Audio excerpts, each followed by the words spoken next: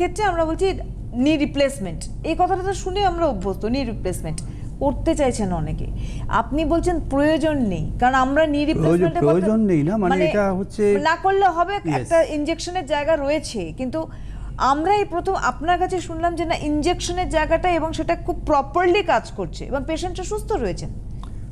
একটা অপারেশন মানে হলো, নমস্কার আপনারা ফোন করুন, ফোন করলে আমাদের ভালো লাগবে এবং প্রোগ্রামটা আরও লাইভ হবে, আরও জীবন্ত হয়ে উঠবে। আমি বলতে থাকবো, আপনারা ফোন করার চেষ্টা করুন।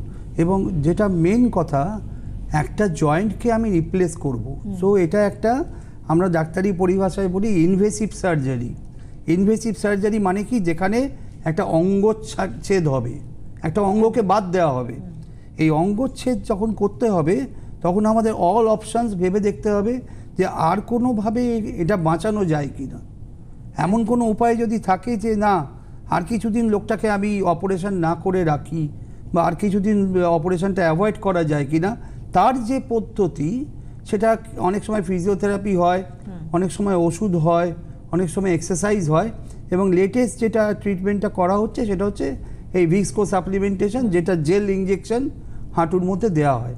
এই হাঁটু ছাড়াও অন্যান্য জয়েন্টও হয়, হিপ জয়েন্টে দেওয়া হয়, কাঁধের জয়েন্টে যাদের ফ্রোজেন শোল্ডার তাদের দেওয়া হয়, যে কোনো সাইনোভিয়াল জয়েন্টেই করা যায়। এটার উদ্দেশ্য একটাই, যে অপারেশন না করে যদি কিছুদিন আপনাকে লাইফটা দেয়া যায়।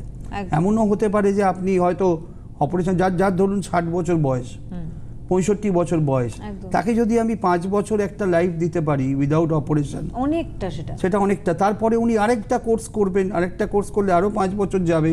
আমার কাছে আজকেই এসেছিলেন ভদ্রমহিলা, ওনার ছেলে হচ্ছেন ডিফেন্সে আছেন, হাজব্যান্ডও ডিফেন্সে আছেন।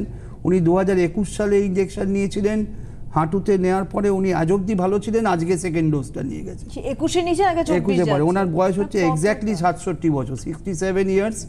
আজকে আমার কাছে নিয়ে গেছেন এবং বলছেন যে ডাক্তারবাবু আপনি যেটা দিয়েছিলেন সেই ইঞ্জেকশনটাই আমাকে দিন, আমি আরও 4 বছর কাটাবো। হ্যাঁ, মানে যেটা আপনি বললেন, একটা এজে গিয়ে অপারেশনে ধকল নেওয়াটা কঠিন ব্যাপার হয়ে যায়। নট অনলি দ্যাট, এটা তো শুধু তাই নয়, এর সঙ্গে একটা খরচের ব্যাপার আছে বিশাল। এটা তো আসল নি রিপ্লেসমেন্টের একটা ব্যাপার হলো, নি রিপ্লেসমেন্টে প্রায় 1.5 লাখ টাকা এক একটা হাঁটু খরচা হয়, মানে মিনিমাম আপনি ধরেন যে আমরা যখন প্যাকেজে যাই, আমরা যখন পেশেন্টদের বলি যে প্যাকেজ হবে, সেই প্যাকেজটা হচ্ছে মোটামুটি 1.5 লাখ টাকা পার নি।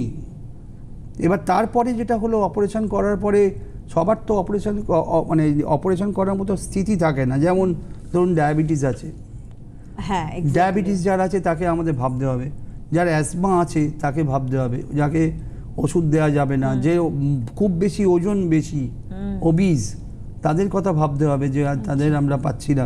এই এতগুলো ফ্যাক্টরের জন্য আমরা চাই যে এটাকে অ্যাভয়েড করে যদি অন্য কোনো ট্রিটমেন্ট করা যায়। এই যে জেল ইঞ্জেকশন, এই জেল ইঞ্জেকশনের ক্ষেত্রেও মানুষ কিন্তু প্রথমত হচ্ছে যে আজকে যারা দিয়েছেন, হ্যাঁ বাই দ্য ওয়ে আমি আপনাদের একটা কথা বলি, যারা জেল ইঞ্জেকশন নিয়ে আজকে ভালো রয়েছেন, সুস্থ রয়েছেন, নর্মাল লাইফ লিড করছেন, তারাও আমাদের আজকের এই লাইভ অনুষ্ঠানে ফোন করে অবশ্যই জানান, কারণ আপনারা আজকে ডক্টর বড়ালের এই ট্রিটমেন্টে সুস্থ রয়েছেন। আপনাদের কথা শুনে বাকি যারা ওপারে রয়েছেন, যারা এখনো ভাবছেন যে আমরা কি করব, তাদের একটা আশ্বস্ত হওয়া যায়।